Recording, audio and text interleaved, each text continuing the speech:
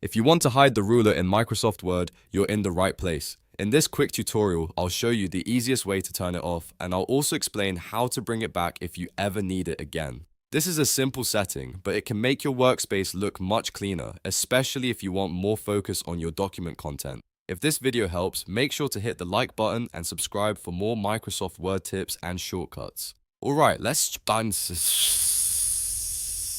jump right in. First, open Microsoft Word and make sure you have a document on screen. You should see the top ribbon across the window, with tabs like Home, Insert, Layout, and View. To hide the ruler, click on the View tab in the top ribbon. This is where Word keeps display options that control what you see on the page. Once you're in the View tab, look for the Show group. This section usually contains checkboxes for things like the ruler, grid lines, and other viewing tools. In the Show group, locate the ruler checkbox. If it's currently checked, that means the ruler is visible.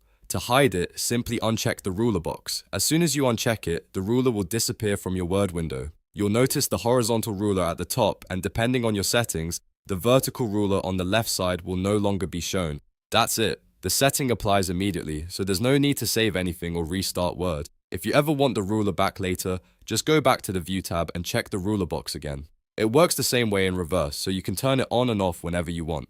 This is especially useful if you're switching between clean writing mode and layout editing mode. One helpful tip: if you're trying to create a distraction-free writing space, hiding the ruler can make the document feel a lot less cluttered.